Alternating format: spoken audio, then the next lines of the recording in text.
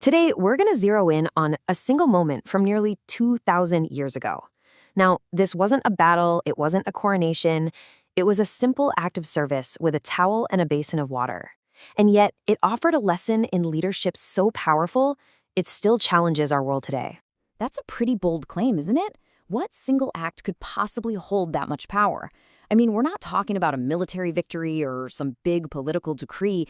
It was something way quieter, more personal, and it turns out, infinitely more revolutionary. So let's find out what it was. To really get what that quote means, we have to go back to a moment that turned the whole idea of power completely upside down. Just let that question sink in for a second. I want you to kind of hold on to it as we go, because it's the big idea behind the story we're about to explore, a story that really challenges our definition of what power and greatness even look like. Okay, so our story takes place in an upper room in Jerusalem. The year is around 33 AD, and a teacher is gathering his closest followers for one last really important lesson. You can just imagine the atmosphere in that room.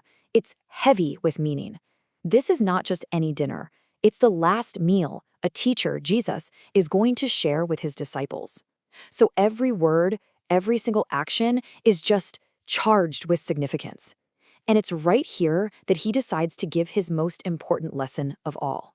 Now, to really understand what happens next, you have to know what foot washing meant back then. In the dusty, sandal-worn world of the first century, it was the job of the lowest person in the room, a servant or a slave.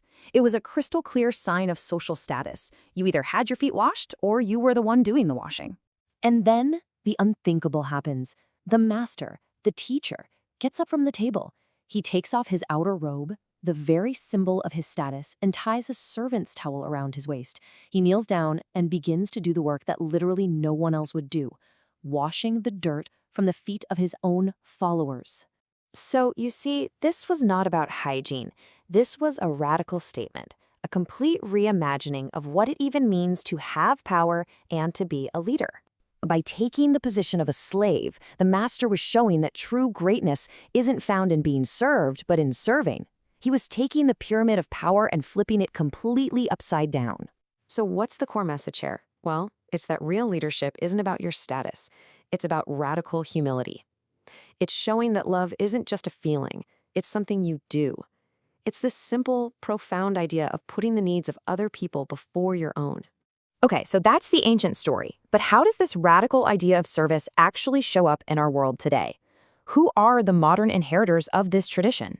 You know, this kind of service isn't usually the stuff that makes the headlines. In fact, its power is often in how quiet and unassuming it is. It's happening all around us every single day. This spirit, it lives in the caregiver, patiently tending to an elderly parent. It's in the nurse on a 12-hour shift, offering comfort right along with medicine, or the volunteer, making sure someone gets a warm meal. These are the people who quietly fight for the vulnerable, performing the essential, often unseen work in our communities. They are today's feet washers. And the parallel here is incredibly direct. In the ancient world, washing someone's feet provided comfort and a sense of welcome. Today, providing a warm shower for an unhoused person does the exact same thing. It restores dignity, health, and that fundamental sense of belonging. So how does this ancient principle become something we can actually act on today? Let's look at one modern example that really gets to the heart of this idea. Remember that parallel to washing feet? Well, some organizations have taken it almost literally by creating these amazing mobile shower units. They bring hygiene and dignity directly to people living on the streets, offering a simple moment of normalcy and care. And supporting this kind of work can be surprisingly direct. For about this much, $15, you can cover the cost of a simple hygiene kit. You know, soap, a toothbrush, a washcloth. It's a small number, but what it provides is just immeasurable. Because ultimately, this isn't just about soap and water, right? It's about looking someone in the eye and showing them that they are seen, that they matter. It's a modern-day act of kneeling down, of humble service, that offers respect and genuine human connection. And that really brings us to the final question. This whole principle of humble service, it isn't just for historical figures or big nonprofits. It's for all of us. The opportunity to serve, to put someone else first, it shows up in our families, our workplaces, our communities. The only question is, will we see it, and will we be willing to pick up the towel?